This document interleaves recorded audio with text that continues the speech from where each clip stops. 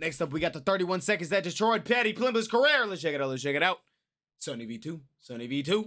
The entire world was supporting Paddy Pimblett until just 31 seconds of talking revealed he was actually super unlikable.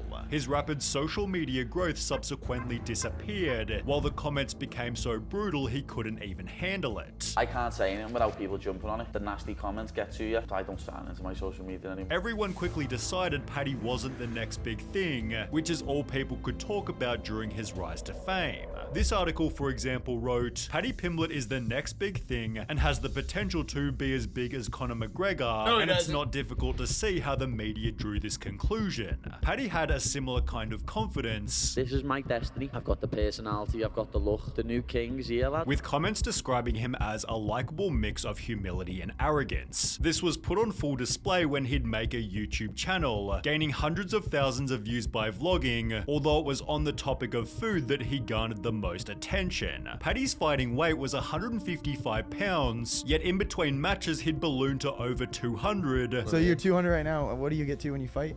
I weigh in at 155.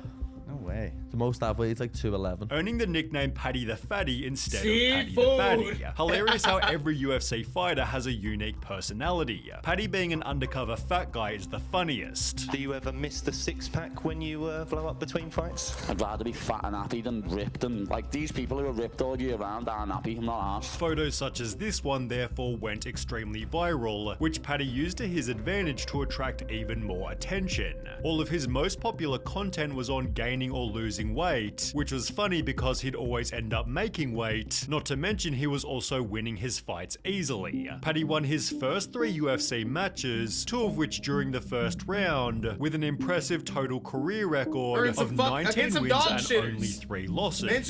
This added to the hype around Paddy becoming champion, although no one seemed to realize he hadn't even fought anyone ranked in the top 15. Paddy Pimblett is a lot of marketing and little skill for MMA. Paddy himself was still an unranked fighter, yet millions believed he'd be the next UFC champ purely because he made a couple of funny videos. Well, Paddy was given the chance to prove himself when scheduled a fight against Jared Gordon, and having just signed $1 million Barstool Sports deal, Barstool Sports, man, best company in the world. It seemed Paddy's public image was better than ever before. However, just 2 days prior to he and Jared's fight, Paddy began to make some critical errors. He uploaded a podcast speaking with Dana White, where it was obvious his arrogance was becoming overbearing. I just create better content than all of you. It's mad. People say, oh, he's getting pushed. It's not. My numbers are just better than yours. This manifested a call out of journalist Ariel Helwani. I hate all these journalists, like Ariel Helwani in particular. Going on a 4-minute rant about him being a terrible person. He's a maggot.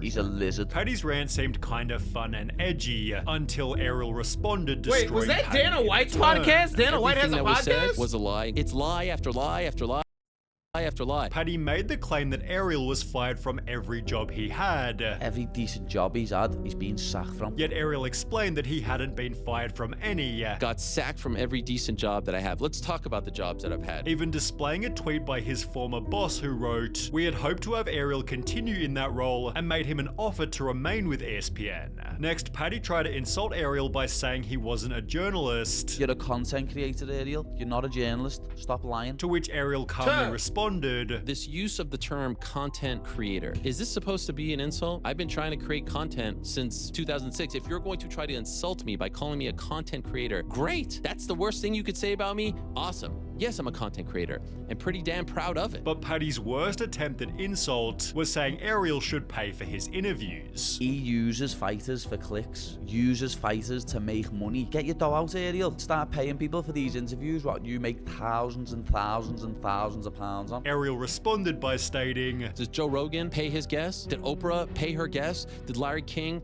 pay his guests? That's not how this works. Journalists make money. Yeah, we make money. Of course. Isn't that the whole point?" Spending 1 hour and 15 nobody minutes would do it if total you didn't make money. dismantling all of Paddy's arguments. Ariel came with all the evidence like a lawyer. Outstanding performance. This is how you absolutely obliterate someone. No smack talk, just facts. Ariel's video gained 29,000 likes and only 900 dislikes, while Paddy's initial call out received a much less favorable ratio, as well as comments such as, "Lost all respect for Paddy, throwing Ariel under the bus just just to get brownie points from Dana. Paddy crying that Ariel makes money off fighters while sitting across from Dana was the most facts.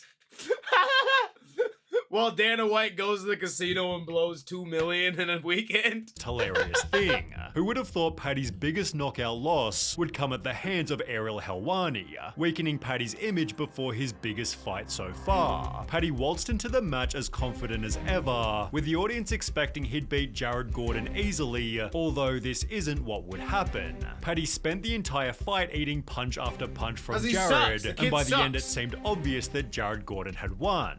Out of 24 scores by the media, 23 called Jared the winner, and in a Twitter poll asking the public who'd won, 80% believed it was Jared. However, by some miracle, the judges ruled in Paddy's favor, completely surprising everybody. Huge L for our judges on that one. I forgot about that. Why the judges did my guy, I remember everybody being pissed off after that one.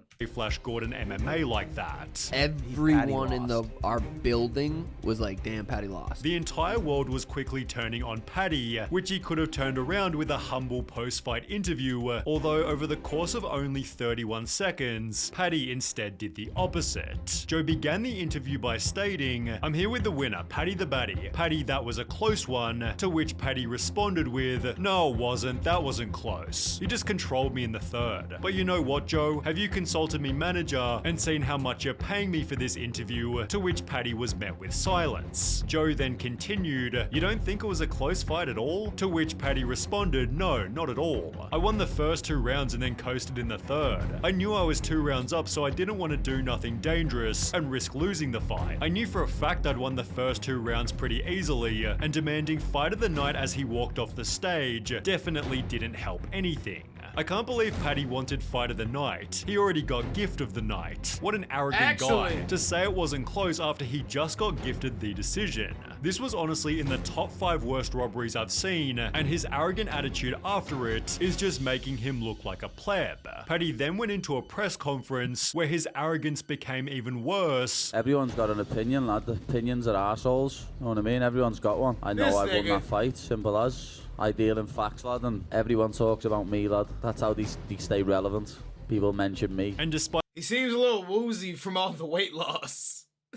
Jared Gordon himself tweeting, "I was robbed and everyone knows it," Paddy still went into more interviews refusing to show humility. The other person won. You don't see that at all from any others. No. The other problem was that people had realized Paddy wasn't as skilled as they thought. There was a real belief after that fight, okay, Paddy's not as good as we thought he was. Now sure, he could easily knock me out in under 3 seconds, but talks of him being champion were still a couple of years too early. Paddy looked like a journeyman. He's clearly not ready for the top 15. I could care less if I ever see him in a fight again, and apparently neither did the rest of Paddy's fans, as he began to lose thousands of followers per month. Additionally, people uploaded videos such as Paddy the Baddy getting rocked by unranked fighters, and Paddy Pimblett all losses in MMA, conveniently just days after Paddy ruined. That's what I've been saying.